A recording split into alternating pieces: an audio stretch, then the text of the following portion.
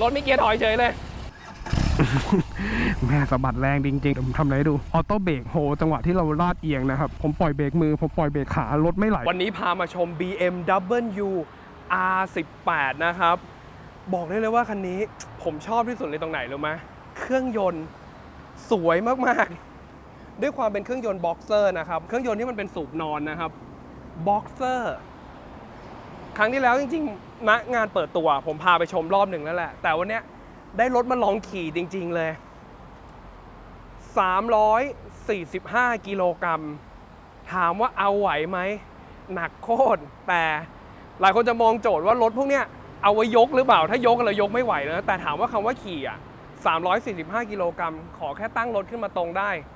ขี่ไปได้ทั่วไทยนะครับหรือบางคนเนี่ยมันจะหนักแค่จังหวะนี้แหละยกขึ้นมาบางคนถ้ายกไม่ไหวเทคนิคก็คือหักพวงมาลัยมาขวาสุดนะครับหักแฮนด์หักขวาสุดแล้วก็ตั้งขึ้นมาง่ายๆไม่ต้องใช้น้ำหนักเลยแต่ถ้าเกิดเราหักพวงมาลัยซ้ายสุดเนี่ยหักแฮนด์มาซ้ายสุดยกขึ้นมาจะรู้สึกว่าต้องใช้แรงเอี้ยวเยอะหน่อยและสิ่งที่ทำให้ตกใจมากๆของคันนี้คืออะไรรู้ไหมครับการสตาร์ทที่ตกใจมากๆกุญแจจะเป็นกุญแจคีย์เลสนะครับนี่เป็นคีย์เลสเราไม่ต้องไขเฉพาะล็อกคอเท่านั้นมาถึงเรากดปุ่มให้สวิตช์ออนนะครับแล้วก็กำคลัตช์สังเกตว่าตัวเอียงเลยนะครับด้วยความที่แรงบิดมันจะบิดอย่างนี้เลยแต่ถ้าให้ผมแนะนำอ่ะคนที่บอกว่าไม่มั่นใจลงขาตั้งแล้วกดสตาร์ทมันจะรู้สึกดีกว่านะครับแต่การที่ตั้งขึ้นมาอาจจะพลิกล้มได้ใครเคยมีโอกาสได้ขับ BMW R9T เป็นฟีลลิ่งที่คล้ายๆกันแต่ R9T นั้นยังเป็นเครื่องแค่เครื่อง1,100-1,200นะครับแต่คันเนี้ย1,800 cc เห็นเครื่องบ็อกเซอร์เนี่ย2สูบฝั่งละ900 cc สังเกตเวลาบิดนะจะรู้สึกได้ถึงแรงรถมันเหวี่ยงนะครับ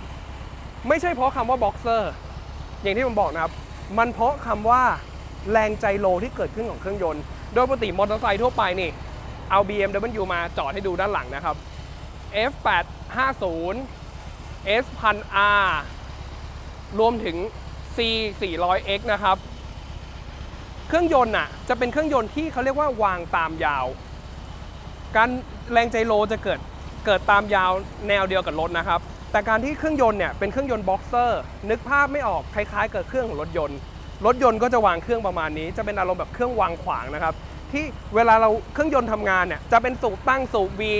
หรือเปรียบเทียบง่ายๆคลิปก่อนที่ผมเคยพาไปชมในตัว Triumph Rocket นะครับวางขวางอย่างนี้เหมือนกันแต่นั้นเขาเป็นสูบตั้งเวลาบิดเวลาสตาร์ทก็เกิดแรงเหวี่ยงอย่างนี้มันเพราะว่ามันเกิดแรงไจโรที่เครื่องยนต์จากปกติที่ผมบอกนะครับเครื่องยนต์มันจะหมุนตามด้านหน้าของรถอันนี้มันเหวี่ยงมาด้านข้างแทนเพราะว่าเครื่องมีการกลับนะครับมันก็เลยทำให้รู้สึกเวลาบิดมันจะบิดนิดนึงแต่ถามว่าเวลาการขับขี่เนี่ยจะไม่รู้เรื่องมันจะรู้สึกก็ต่อเมื่อเวลาเราสตาร์ทใหม่ๆเพราะว่าจังหวะที่รอบเครื่องยนต์มันหมุนจากศูนย์นึกภาพไหมครับเราดับรถอยู่รอบเครื่องยนต์ตอนนี้อยู่ที่0 รอบต่อนาทีนะครับแต่พอเราบิดเนี่ยกดสตาร์ทมันจะเกิดแรงเหวี่ยงช่วงประมาณ 500-600 รอบถึง 1,000 รอบนะครับแล้วพอประมาณ 1,000 กว่ารอบเนี่ยแรงเหวี่ยงมันได้ที่มันก็เกิดแรงบาลานซ์เอาง่ายเวลาขับขี่เราจะไม่รู้สึกนะเวลามันจะเปลี่ยนเลนซ้ายตลอดหรือเปล่าไม่รู้สึกนะครับแต่แค่เป็นคาแรคเตอร์เวลาสตาร์ทเท่านั้นมันคือแรงไจโรที่เกิดขึ้นนะครับซึ่งเรามาดูที่เครื่องยนต์ของตัว BMW R18 ต่อนะครับ R18 ก็มาจากคำว่า1,800 cc แหละแต่รหัสจริงๆความเขาเรียกว่า cc จริงๆมันจะอยู่ที่1802นะครับ1,800 cc กับอีก2 cc นะครับสูบละ901ตัวเนี้ยคอนเซปต์ของ BMW ทำมาเพื่อเขาเรียกว่าดึงตำนานกลับมาตำนานของ BMW R5 ที่หน้าตาประมาณนี้แต่ตอนนั้น R5 คือจะเป็นเครื่องยนต์500 cc นะครับรถหลาย10 ปีที่แล้วผมเกิดไม่ทันเอาง่ายๆนะครับประมาณนี้เลยแต่ตัวเนี้ยเขากลับมาทำใหม่อีกครั้งในคอนเซปต์ที่ใกล้เคียงกันแต่เป็นเครื่องยนต์1,800 cc สังเกตว่าจะมีเขียนคำว่า First Edition ตรงนี้นะครับเห็นไหม R18 หรือ R18 First Edition เพราะตัวนี้คือ First Edition ของตัว R18 เลยที่ต่อจงทำให้คนที่แบบว่าตอนนี้อยากขับ BMW ยุคโบราณทำเทคโนโลยีรถยุคใหม่อ่ะแต่ได้ฟีลของคำว่า Retro แต่คันนี้อยากบอกว่าแฝงด้วยเทคโนโลยีอะไรมากมายเดี๋ยวค่อยๆเล่าให้ฟังในคลิปนี้เหมือนเดิมนะครับเรากลับมาต่อที่เครื่องยนต์ต่อเครื่องยนต์ สังเกตที่เสา2ต้นนี้นะครับความสวยงามโดยปกติรถโดยปกติทั่วไปของ BMW ทั่วไปหรือเครื่องยนต์ทั่วไปเราจะเห็นว่ามันจะเป็นโซ่ราวลิ้นซึ่งเป็นโซ่อยู่ภายในเพื่อขับวาล์ว ID วาล์วไอเสียมันเปิดปิดแต่ตัวนี้จะมี2เสาตรงนี้2เสาตรงนี้จะเป็นตัวก้านกระทุ้งฝั่งหนึ่งเนี่ยฝั่งนี้จะเป็นของ ID ฝั่งนี้จะเป็นของไอเสียนะครับเพื่อเปิดปิดวาล์วมันเลยทำให้ต้องโชว์เสาอย่างนี้มันก็เลยมีความรู้สึกที่มันสวยนะกับอีกจุดหนึ่งก็คือเรื่องตัวแอร์คูลสังเกตดูด้านหน้าไม่มีหม้อน้ำนะครับจะมีแค่แผงรังผึ้งหม้อน้ำแผงรังผึ้งออยล์แค่นี้อันนี้คือออยล์คูลเลอร์คือไม่มีหม้อน้ำเป็นระบบแอร์คูลระบายความร้อนด้วยอะไร1คือคีบเครื่องสังเกตตัวเนี้ยคีบเครื่องที่เป็นคีบเนี่ยไม่ได้เรื่องความสวยงามอย่างเดียวมันคืออะไรรู้ไหมเวลาเราวิ่งลมมันโกกที่คีบเครื่องความร้อนมันเกิดสะสมในห้องเผาไหม้นะครับมีการดูดอัดระเบิดคายต่อเนื่องไปเรื่อยๆเนี่ยสตาร์ทอยู่ความร้อนสะสมมันเกิดขึ้นเรื่อยๆความร้อนจะแผ่ออกมารอบปล่องเสื้อสูบแต่แล้วตัวคีบตัวนี้แหละที่จะเป็นการเหมือนซิงค์อากาศนะฮะเอาลมโกกผ่านครีบเพื่อให้อากาศมันไล่ออกไปตอนนี้ผมก็ฮีทเลยร้อนเลยกันขอถอดเสื้อก่อน ซึ่งมันก็เลยดูสวยแล้วบวกกับคำว่าอะไรรู้ไหมโดยปกติเราจะได้ยินคำว่าเครื่องแอร์คูลที่เป็นคีบเครื่องเนี่ยปกติในรถหลายๆรุ่นที่เป็นเครื่องยนต์สูบ V นะครับเป็นคีบเครื่องอารมณ์นี้เหมือนกันระบายความร้อนด้วยคีบเครื่องแต่อันนั้นน่ะถามว่าคีบมันระบายได้ไม่เต็มที่เพราะอะไรนึกภาพสูบ V ของรถปกติไอ้สูบหน้าเนี่ยคีบเครื่องอ่ะลมเวลาลมปะทะมันไล่อากาศออกไปได้แต่สูบหลังเนี่ยมันจะโดนแค่ลมอ่อนๆเผลออาจจะโดนลมร้อนของสูบหน้าด้วยมันเลยอาจจะระบายได้ไม่ดีในบางรุ่นที่แบบบางทีความร้อนขึ้นต้องคอยอย่างงู้นอย่างนี้แต่สังเกตว่าพอมันเป็นบ็อกเซอร์ที่เป็นสูบอย่างนี้ลมอัดเข้าทั้งสองฝั่งเนี่ยมาดูทั้งสองฝั่งนะเห็นไหมครับลมมันจะพัดเข้าเสื้อสูบแบบสบายๆเลยในขณะที่ขับขี่มันก็ทำให้เราระบายความร้อนได้ดีขึ้นบวกกับอีกจุดหนึ่งคือโอเคมันเครื่อง1,800อ่ะมันร้อนความร้อนสะสมสูงขึ้นมีออยล์คูลเลอร์เพิ่มขึ้นมาให้อีกอยู่ด้านล่างนี่นะครับซึ่งออยล์คูลเลอร์นี่ก็คือเหมือนเอาน้ำมันเครื่องมาเลี้ยงอยู่ในระบบนี้นะครับแล้วก็ลมโกกคายความร้อนให้ตัวน้ำมันเครื่องทีนึงแล้วก็ผมชอบตรงนี้นะตัวนี้เขาจะเป็นเหมือนเป็นตะแกรงเฉียงเพื่ออะไรกันหินดีดอีกสมัยก่อนจะโชว์แบบเปื่อยๆดิบๆเลยเวลาขับทางไกลเจอหินเม็ดใหญ่หน่อยดีดเข้าไปปุ๊บออยล์รั่วแต่ตัวนี้พลาสติกตัวนี้จะมีหน้าที่เป็นการ์ดบังไม่ให้หินดีดแต่ยังคงสามารถรับลมให้โกกโฟตัวออยล์คูลเลอร์ได้อีกนะครับมาดูกันต่อในเรื่องตัวเครื่องยนต์ผมชอบมากเลยนะมันเป็นดีไซน์ที่สวยมากมันเป็นเขาเรียกว่ามันดูมีเอกลักษณ์สำหรับเครื่องยนต์ที่มันเป็นสูบบ็อกเซอร์เนี่ยตึกทักเขาเรียกว่าเนี่ยมันจะ2สูบทำงานอย่างนี้นะครับ2สูบหลายคนบอกว่าอุ้ยพี่อย่างนี้เวลาเกิดเหตุล้มขึ้นมาอย่างนี้เครื่องไม่พังเลยเหรอต้องถามว่าถนนพังไหมเพราะอยากบอกว่ารถทั้งคันสิ่งที่แข็งแรงที่สุดคือเครื่องยนต์นะครับเอาง่ายๆคือเครื่องลงพื้นถนนแตกนะครับแต่ตัวนี้ BMW เขาออกแบบมาดีนะครับที่เห็นฝาเนี่ยอันนี้คือ cover เฉยไม่ใช่ฝาวาล์วแท้ๆไม่ใช่ฝาเครื่องยนต์แท้ๆนะครับสังเกตว่าในส่วนนี้ถ้าใครพอจะรู้เกี่ยวกับเลเยอร์เครื่องยนต์เนี่ยจะรู้ว่าต้องมีหัวเทียนแต่เนี่ยเราไม่เห็นปลั๊กหัวเทียนเพราะอะไรถ้าเราคลายน็อต2ตัวนี้เราถึงจะเจอฝาวาล์วด้านในนะครับถึงไอ้ตัวนี้มันเป็นแค่ฝา cover เนี่ยฝาอลูมิเนียมคือโครเมียมนะครับเป็น cover แล้วข้างในถึงจะมีฝาวาล์วจริงเอาง่ายถอดน็อตตัวนี้ออกมาถอดฝานี่ออกมาน้ำมันเครื่องยังไม่เยิ้มยังไม่ไหลออกมาเลยเพราะว่าอันนี้เป็นแค่ฝา cover เฉยสมมติเราเกิดเหตุการณ์ว่าไม่ต้องขนาดล้มลงไปหรอกเอาแค่ขับแล้วไปเฉียวนู่นเฉียวนี่ตัวนี้เบิกเปลี่ยนได้ไม่ยากรวมถึงของแต่งมีรองรับอยู่แล้วนะครับแล้วก็อีกจุดหนึ่งที่ข้อดีของเครื่องยนต์บ็อกเซอร์คืออะไรความที่เป็นเครื่องยนต์บ็อกเซอร์สิ่งที่ได้เลยคือการกระจายน้ำหนักของเครื่องยนต์จะได้เรื่องตัวจุดศูนย์ถ่วงที่ค่อนข้างต่ำนะครับด้วยความที่ปกติรถเครื่องยนต์เนี่ยรถที่ตั้งลูกสูบตั้งตรงขึ้นมาลองนึกภาพง่ายๆเหมือนกล่องวางตั้งกับกล่องวางนอนนะครับถ้าเรากล่องขึ้นมาวางตั้งแล้วเราลองเขย่าโต๊ะโอกาสที่กล่องจะล้มลงมามันล้มเกิดขึ้นได้นะแต่พอกล่องวางนอนปุ๊บเราเขย่าแบบกล่องมันแทบจะไม่ขยับเลยด้วยซ้ำเพราะว่าทุกอย่างมันอยู่ที่พื้นหมดมันเลยทำให้การวางเครื่องยนต์แบบนี้จุดศูนย์ถ่วงถึงต่ำนะครับพอมันยิ่งกดต่ำแฮนดิ้งมันก็จะดีขึ้นการเข้าโค้งก็จะรู้สึกว่ารถมันไปได้ดีเพราะว่ารถมันถ่วงน้ำหนักอยู่ด้านล่างมันไม่ได้เหมือนกระจายมาด้านบนเหมือนสไตล์ของรถที่วางเครื่องยนต์ทรงสูงขึ้นมานะครับนี่ก็ถือเป็นเอกลักษณ์หนึ่งที่อยู่ในซีรีส์ของตระกูล R แหละ R ที่ยุคปัจจุบันที่เราเห็นก็จะเป็น R1250 นี่ของตระกูล GS นะครับ Dual Purpose Adventure ไปเลยหรือตระกูล R9T ที่เป็น Retro Classic อันนั้นก็จะเป็นอีกอารมณ์หนึ่งที่จะเป็นเอกลักษณ์เครื่องยนต์บ็อกเซอร์อย่างผมว่ามันสวยตรงเครื่องยนต์บ็อกเซอร์นี่แหละแต่พอมันมาอยู่ในฟิลของโซ ทรงครูเซอร์เนี่ยใช้คำว่าครูเซอร์นะครับมันแอบแปลกนิดนึงตรงอะไรรู้ไหมปกติเราจะคุ้นเคยเดี๋ยวขอดับเครื่องกันแล้วกันปกติเราจะคุ้นเคยกับคำว่าถ้านั่งครูเซอร์เราต้องขาเหยียดไปข้างหน้าแต่ด้วยความที่เสื้อสูบอยู่ตำแหน่งเนี่ยคือโดยปกติรถสแตนดาร์ดมันมักจะมาเป็นพักเท้าเนี่ยในรถทรงครูเซอร์นะครับหลายคนก็จะแต่งว่าให้พักเท้ายื่นหรือเหยียดไปข้างหน้าให้ขาเดินทางแบบมันจะเป็นท่านั่งที่แบบเท่ๆจุ๊ยๆสไตล์ครูเซอร์หน่อยแต่เนี้ยมันติดเสื้อสูบอาจจะต้องแบบคือจะกดต่ำลงมาก็ไม่ได้นะเพราะว่าผมว่าเทโค้งอาจจะทำได้มันจะเทได้น้อยลงก็เลยทำให้ค่อนข้างจะฟิกนิดนึงอย่างตัวผมเนี่ยสูง168 เซนติเมตรนะครับถามว่ามีปัญหาไหมไม่ได้รู้สึกอึดอัดไม่ได้รู้สึกว่าอะไรนะครับอาจจะรู้สึกว่าแขนสั้นไปนิดนึงตรงที่ว่าแขนมันจะกลางๆหน่อยแต่ผมว่าโดยรวมผมว่าเนี่ยดูฟิลเนี่ยคนสูงประมาณ168จะเป็นฟิลมานี้นะครับแต่ถ้าเกิดเป็นไซส์ฝรั่งจ๋ายัง180อัพผมว่าขาอาจจะมีอึดอัดได้เพราะว่าขาจะถูกบังคับให้ตั้งชันอย่างนี้นะครับเราก็อาจจะต้องช่วยในการขยับหลังไปเรื่อยๆแต่ก็ได้ประมาณนี้นะครับสำหรับคนที่สูงนะครับแต่ก็เหยียดไม่ได้ยังไม่รู้เลยผมพยายามลองคิดว่าจะโมดิฟายไงเอามาไว้บนนี้ผมว่าก็ไม่สวยนะยิ่งเมื่อยเข้าไปใหญ่ต่อมาดูกันต่อนะครับพอมันเป็นคำว่าเครื่องวางขวางเนี่ยเกียร์ก็จะอยู่อีกชุดหนึ่งเป็นแนวยาวอย่างนี้มาเนี่ยส่วนนี้จะเป็นส่วนของเกียร์นะครับแต่ถ้าเราดูดีๆเนี่ยเขาจะแบ่งเป็น3ห้องนะครับห้องนี้จะเป็นส่วนของตัวเครื่องยนต์นะครับข้อเหวี่ยงอยู่ด้านในตัวเนี้ยจะเป็นส่วนของคลัตช์จะเป็นคลัตช์แห้งนะครับและเป็นสลิปเปอร์คลัตช์ด้วยแล้วก็แยกมาห้องหลังนี่คือส่วนของตัวเกียร์6สปีดอัตราทดเกียร์อยู่ด้านหลังนี้นะครับถ้าเรามองเลเยอร์ดีๆเหมือนรถยนต์เลยเอาง่ายเหมือนรถยนต์เป๊ะๆนะที่เครื่องยนต์คลัตช์เขาเรียกว่ากะโหลกคลัตช์หรือว่าหวีคลัตช์อะไรก็ว่าเป็นภาษารถยนต์ของเกียร์ธรรมดานะครับแล้วก็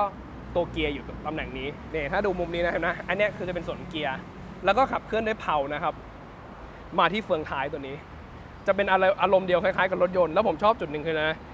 เพลาเนี่ยเขาเป็นเพลาแบบโชว์แบบเปื่อยด้วยเวลารถวิ่งอยู่เราก็จะเห็นว่ามันหมุนเป็นเพลาหมุนจอยหมุนตรงนี้นะอารมณ์เหมือนใ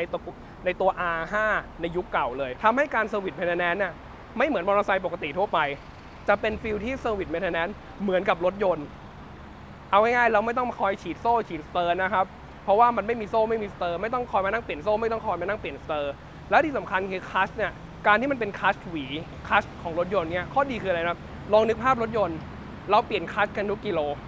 คลัตช์รถยนต์ชุดหนึ่งอยู่ประมาณผมว่าไม่ต่ำกว่า100,000 โลนะครับถ้าเกิดคนที่แบบไม่ได้แบบขับเลียคลัตช์นี่อยู่กันยาวๆแบบลืมๆใช้คำว่าคุยกันว่าทุกกี่แสนโลดีกว่ามันจะต่างกับคลัตช์มอเตอร์ไซค์เป็นหลายๆแผ่น6แผ่นบ้าง8แผ่นบ้าง10แผ่นบ้างที่มันจะเป็นแผ่นคลัตช์แบบแผ่นเล็กๆแผ่นบางๆนะครับแล้วก็จะมีแผ่นเหล็กขั้นระหว่างแผ่นคลัตช์นะครับซึ่งเอาว่าคุยกันเนี่ยเดี๋ยว10,000 โล 20,000 โลก็หมดละแต่พอไกลที่มันเป็นคลัตช์แบบอารมณ์เหมือนรถยนต์คุยกันหลักแสนโลนึกไม่ออกเลยว่าจะเปลี่ยนกันเมื่อไหร่นะครับมันก็เป็นข้อดีที่ว่ามันทำให้การเซอร์วิสมันยืดออกไปเลยต่างกับรถปกตินะครับแล้วมาพูดถึงเกียร์ต่อ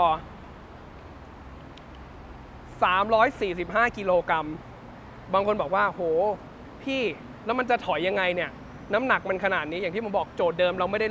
ด้ยกรถขึ้นมาถอยนะครับแล้วก็ใช้ขาถอยงี้ก็ได้ เดินหน้ารถมันบอกว่ามันไม่ได้หนักขนาดนั้นนะด้วยความที่ผมว่าเขากระจายน้ำหนักคือโอเคยกรถตั้งขึ้นมาตรงอ่ะถ้าเกิดคนที่ไม่คุ้นเคยกับน้ำหนักเนี่ยอาจจะรู้สึกว่าหนักแต่ถามว่าการขยับหน้าขยับถอยหลังถอยเนี่ยด้วยความที่เบาะมันไม่สูงมากสังเกตเห็นไหมเท้าผมเนี่ย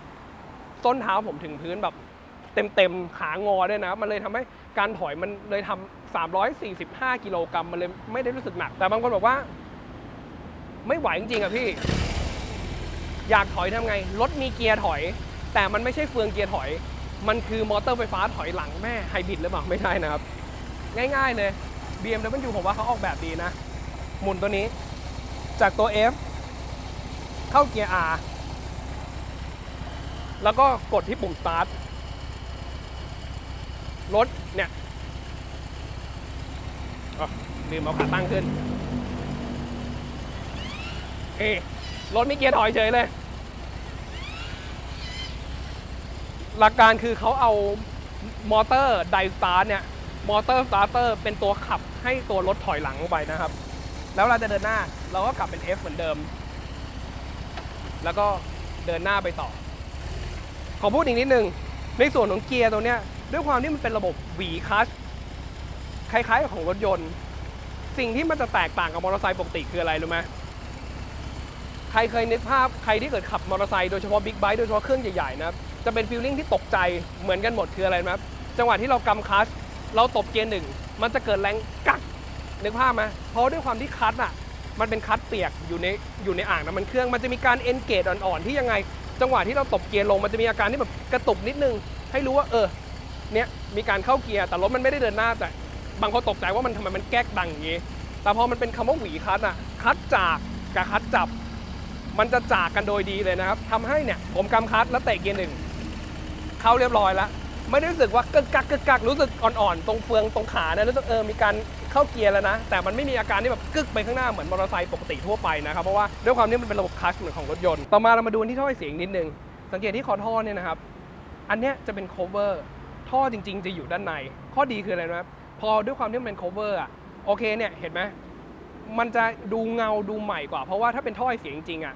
ส่วนใหญ่รถรุ่นใหม่เราจะไม่ค่อยเจอท่อเสียงที่ชุบโครเมียมเจ๋งๆอย่างนี้แล้วเพราะว่าโอกาสที่โครเมียมเปลี่ยนสีคืออันเนี้ยยังไงก็เปลี่ยนแต่มันจะเปลี่ยนช้ากว่าเพราะว่าด้วยความที่มันเป็น cover มันไม่ได้ท่อจริงท่อจริงๆมันอยู่ข้างในทำให้ส่วนหนึ่งเนี่ยเป็นตัวกันร้อนด้วยแล้วก็ท่อตัวเนี้ยมันก็จะมีสภาพเนี้ยอาจจะเปลี่ยนสีนิดนึงต่างกับพวกท่อเนี่ยเอาอันนี้ให้ดูถ้าท่อจริงอ่ะส่วนใหญ่มันจะเป็นสีประมาณนี้แต่นี้เขาไม่ได้ชุบโครเมียมนะมันก็เลยทำให้อาจจะให้ไม่สวยหรือว่าอะไรก็ว่านไปนะครับพอมันเป็น cover มันก็จะดูใหม่เงี้ยแล้วก็เป็นฝาอันเนี้ยถ้าเราดูเนี่ยอันนี้ก็เป็นฝาครอบ cover ต่อนะครับยันท่อจริงอันนี้ถึงจะเป็นท่อจริงจะมีพวกใยแก้วอะไรข้างในเนี่ยอันนี้ก็จะเป็นท่อจริงละออกมาในส่วนของปลายนะครับที่ปลายเป็นปากนี่ด้วยนะปากโหดด้วยมันก็เป็นอีกอันนึงทำให้ท่อมันจะดูแบบเป็นโครเมียมเงาตลอดและด้วยความเป็นที่ cover ที่ผมบอกก่อนนะครับนอกจากท่อแล้วยังมีส่วนนี้อีกฝาวาล์วที่เมื่อกี้ผมพูดไปตัวนี้ก็เป็น cover ครอบฝาวาล์วอีกทีหนึ่งส่วนตัวนี้ก็เป็น cover เหมือนกัน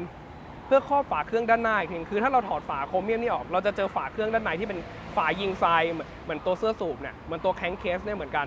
แต่ถ้าเราเปิดฝานี่จริงๆเนี่ยคือมันจะเป็นอารมณ์เหมือนฝานี้เลยคือเราเปิดฝาแรกฝาโครเมียมน้ำมันเครื่องยังไม่หกเราต้องเปิดฝาที่2น้ำมันเครื่องถึงจะหกนะครับพอเราเปิดฝาที่2เนี่ยเราจะเจอเรื่องตัวมัดจานไฟพวกตัวปั๊มน้ำมันเครื่องส่วนตัวบอกว่าเครื่องยนต์แบบนี้มันออกแบบได้ดีนะ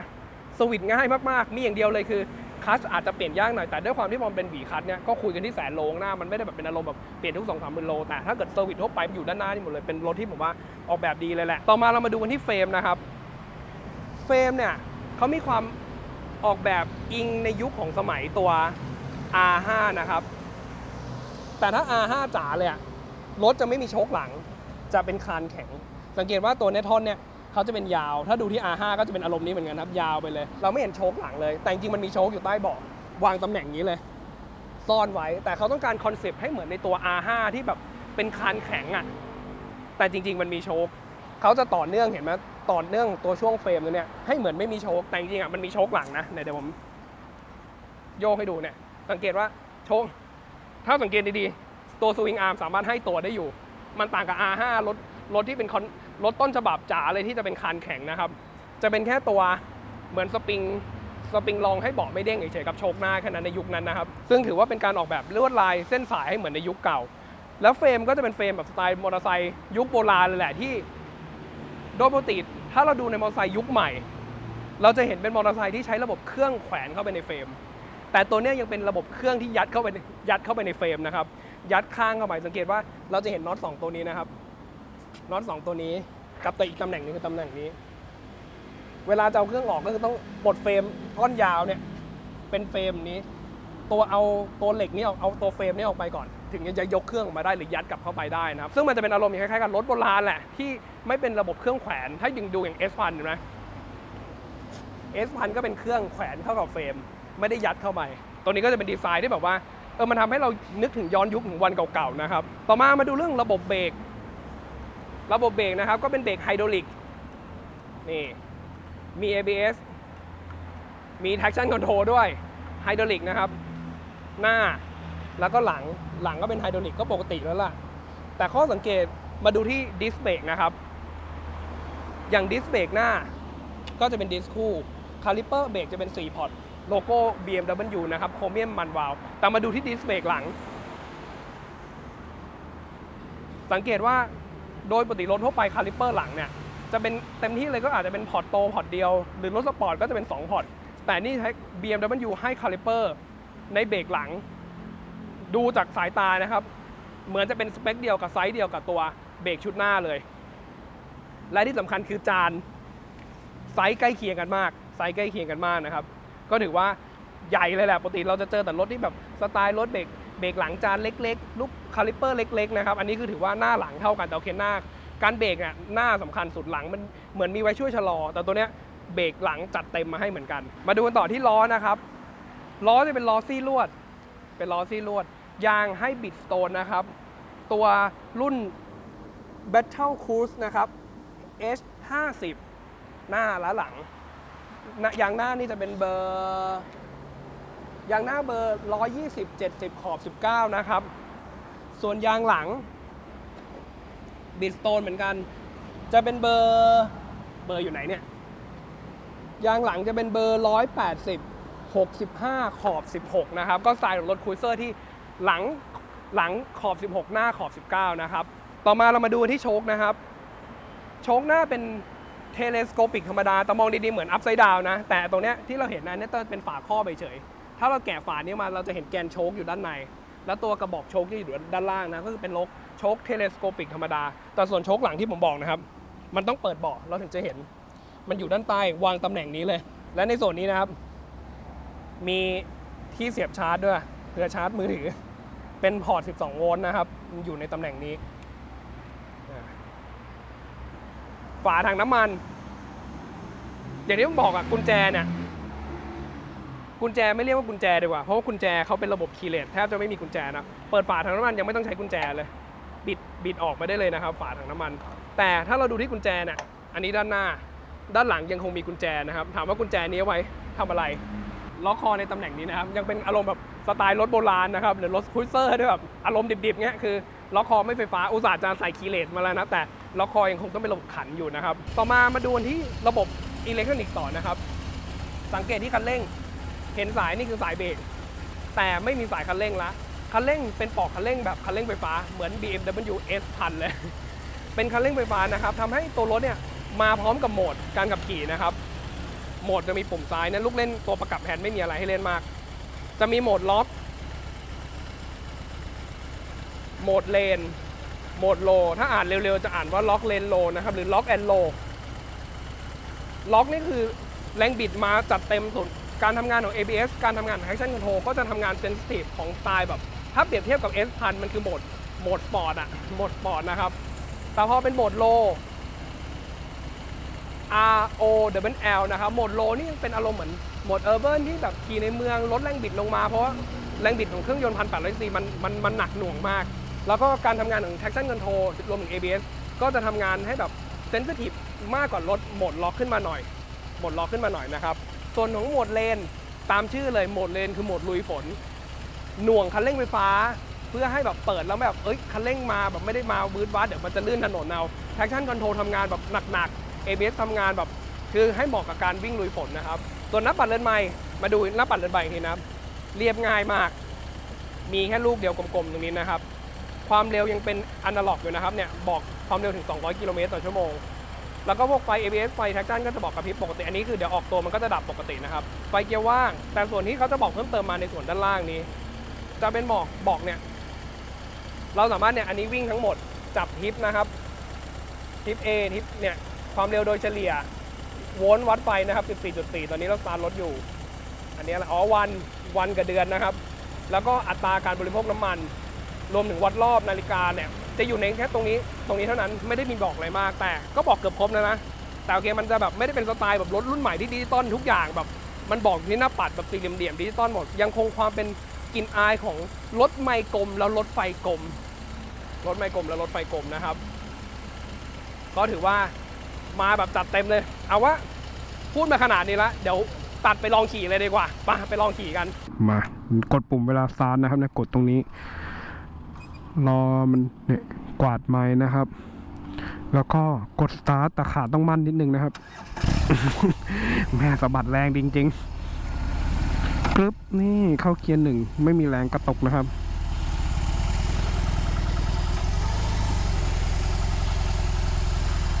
ถามว่ารถ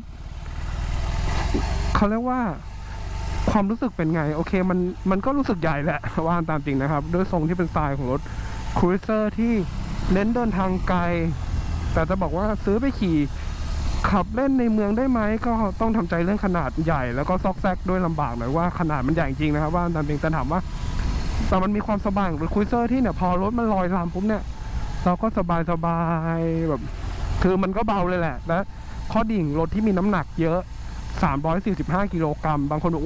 345กิโลกรัมหนักไปเป็นข้อดีได้ยังไงต้องเป็นข้อเสียมากกว่าจริงๆรู้ไหมครับว่ารถเดินทางยิ่งหนักกับยิ่งดีเพราะว่าอะไรนะเราเดินทางตรงๆยาวๆรถที่หนักมันจะกดให้เราอยู่กับพื้นทำให้แบบขับในความเร็วเราจะไม่รู้สึกว่าเหมือนลอยๆเหินๆนะครับเดี๋ยวผมลองนี่ให้ดูดีกว่านี่แล้วก็อีกจุดหนึ่งถามว่าเกียร์ถอยจำเป็นไหมส่วนตัวผมว่าไม่จำเป็นหรอกมันจำเป็นก็แต่เมื่อถ้าเกิดเราจะถอยในเนินจริงๆโอเคผมว่าได้ประโยชน์นะแต่ถ้าเนี่ยเราอยู่ในที่ราบเนี่ยผมว่าใช้ขาถอยเอาผมว่ายังสะดวกและสบายกว่าไม่ต้องไปนั่งเอื้อมกดเป็นเกียร์ถอยนะครับแต่ถ้าแบบเราอยู่ไปเที่ยวเนินเที่ยวดอยเนี่ยถอยขึ้นเนินเกียร์ถอยได้ใช้แน่เดี๋ยวทำอะไรให้ดูเดี๋ยวรอรถไปก่อนไม่มีรถแล้วนะครับเดี๋ยวผมทำอะไรให้ดูตัวนี้มันจะมีตัวเบรกออโต้เบรกโฮจังหวะที่เราลาดเอียงนะครับนี่ผมจอดงี้เลยตัวเห็นนะมันขึ้นคำว่าเฮดนะครับนี่ผมปล่อยเบรกมือผมปล่อยเบรกขารถไม่ไหลไปข้างหน้านะครับรถไม่ไหลไปข้างหลังแต่เนี่ยออกตัวก็ออกตัวไปได้ต่อถ้าเป็นปกติรถทั่วไปต้องมีถอยหลังแบบไหลบ้างแหละแต่คือพอมันรู้ว่าเราอยู่ในเขาเรียกว่าทรงพื้นเอียงบุ๊บเอียงขึ้นเนี่ยมันจะโฮเบรกให้เราเลยเดี๋ยวลองขาลงหน่อยว่าเหมือนกันไหมนะอ๋อขาลงไม่มีนะครับรถมันรู้ด้วยนะว่าตอนนี้ขาขึ้นน่ะถ้าเกิดเราจอดปุ๊บมันจะเข้าเบรกไว้เลยมันก็ทำให้ผมว่ามันช่วยเยอะนะสำหรับคนที่แบบรู้สึกว่ารถมันหนักหรือว่าขนของเยอะมีคนซ้อนมันยังไงแบบเราจะรู้สึกเก่งมากเพราะว่าเราต้องละขาออกจากเบรกขานะครับแล้วเบรกมือเราก็ต้องบิดคันเร่งแล้วมาคาเบรกมือไว้ด้วยมันก็รู้สึกว่าลำบากนะครับเพราะเรายังอยู่ในที่ราบขาซ้ายเรายันพื้นขาขวาเราแตะเบรกได้ไงแต่บางทีมันเอียงมากเลยเราก็ต้องขาลงสองข้างจุดนี้ตัวเมื่อกี้มันช่วยได้เยอะนะครับเดี๋ยวขอลอง ABS หน่อยว่าทำงานนุ่มขนาดไหนโหคนนุ่มเลย เมื่อกี้ผมกระทืบเบรกหลังจะล้อล็อกเลยนะครับแต่มันตึกรู้เลยว่าเบรกมันสู้ขาเลยนะครับแต่ก็ด้วยขนาดเบรกหลังจานหลังใหญ่คาลิปเปอร์ใหญ่นะครับมันเลยทำให้ฟิลเบรกมันดีได้แหละเบรกอันนี้พูดถึงเบรกหลังนะครับกับรถหนักด้วยพอมันรถหนักนะรถมีขนาดหนักเบรกหลังดีมันก็เลยทำให้ฟีลลิ่งอาการมันไม่ออกเหมือนพวกสไตล์รถเบาๆแล้วก็ระบบเบรกหลังเล็กๆนะครับโอ้ยรถมันแรงเอาเรื่องเหมือนกันนะเนี่ย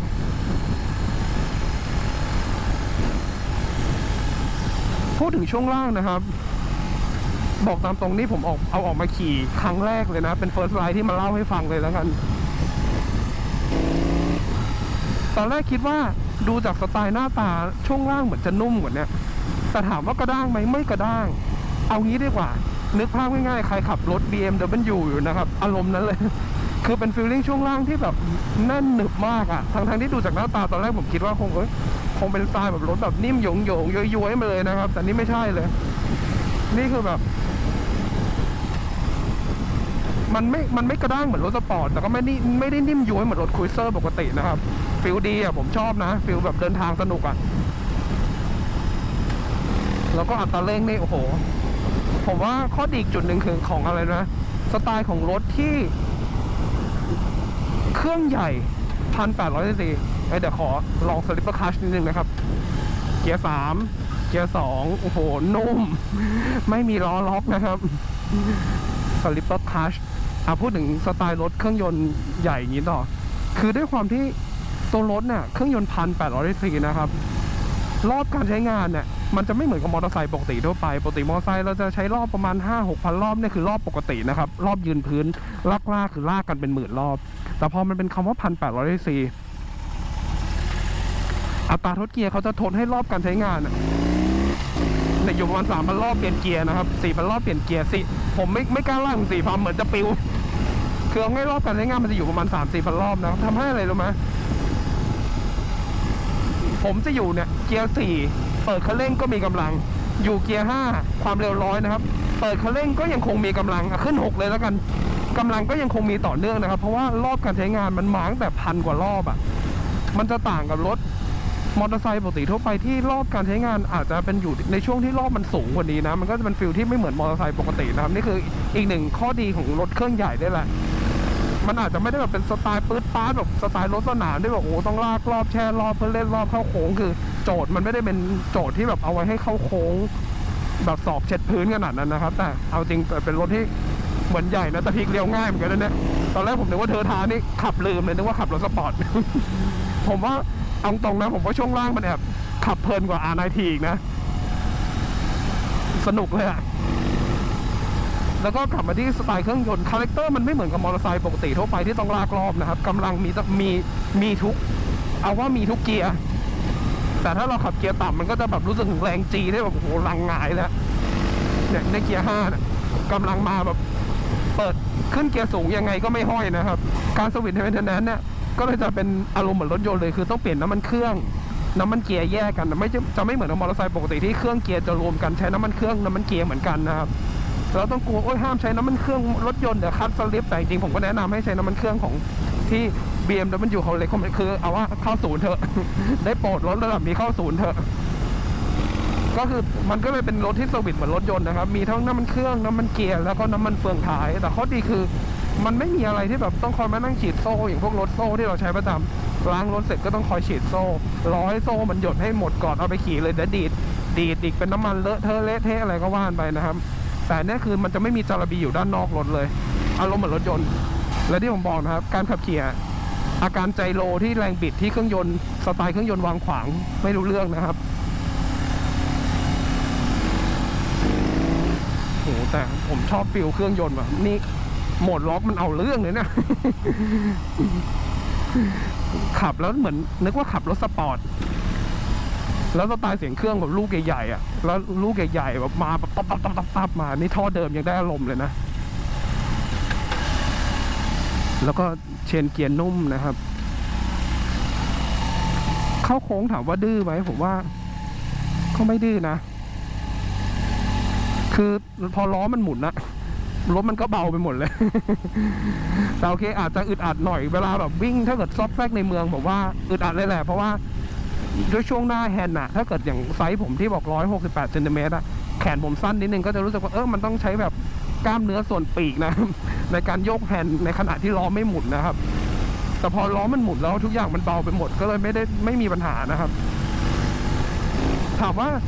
คันเนี้ยเจ้าคนบอกเกิดมาไม่เคยขี่มอเตอร์ไซค์เลยโจทย์แบบไม่เคยขี่แม้กระทั่งมอเตอร์ไซค์เล็กเลยนะครับจะมาขี่ R18 ได้เลยไหมผมว่าเป็นรถที่ขี่ไม่ยากไม่มั่นใจก็ขับโหมดเลนไปเลยนะครับขับโหมดลุยฝนเลยทั้งที่พื้นแห้งก็ขับลุยฝนให้แบบความเซนซิทีฟของ attraction control ABS มันทำงานแบบเยอะๆไปเลยแล้วก็คันเร่งไฟฟ้าให้มันหนุ่งเยอะๆไปเลยจะทำให้แบบคันเร่งมันจะตอบสนองสบายกว่านี้นะครับแต่นี้ผมแบบมาลองให้ดูเขาขับเอามันก็เลยขับโหมดล็อกนะครับแต่จริงๆถ้าถามผมถ้าผมใช้งานทั่วไปผมจะขับโหมดโล ROWL นะครับโหมดโลเนี่ยกดนะอันนี้ล็อกเลนโลเนี่ยขับเป็นโหมดโลในลองนะอ๋อคันเร่ง รู้สึกเลยต้องบิดคันเร่งเยอะขึ้นนะคือคันเร่งมันเหมือนมันจะมาแบบมานุ่มขึ้นโหมดล็อกนี่ผมว่ามันมาดิบไปหน่อยโหมดโลค่อยรู้สึกว่าขับสบายขึ้นหน่อยนะครับสบายขึ้นเยอะเลยดีกว่าขับทั่วไปก็ขับโหมดโลนะครับแต่ถ้าแบบวิ่งต่างจังหวัดไม่มีรถอยากซัดหน่อยขับโหมดล็อกมันก็ได้อารมณ์แบบแม่ชาวล็อกสนุกเลยแหละว่ะแต่นี่พอผมเนี่ยขับเกียร์4ความเร็ว70รอบ 2,000 นะครับพอเข้าโหมดโลรู้สึกถึงอาการเกียร์ห้อย รู้สึกว่าต้องชิปเกียร์ลงมานะแต่ตอนขับโหมดล็อกคือเกียร์6ความเร็ว100บิดก็ยังมีรู้สึกยังมีกำลังอยู่เลยด้วยความที่มันเป็นเครื่องใหญ่นะครับโอ้แต่ผมว่าขับดีนะขับดีเลยดูตอนแรกดูจากหน้าตาคิดว่าจะแบบว่าคงไม่คิดว่าจะไม่คิดว่าจะเป็นฟิลนี้นะ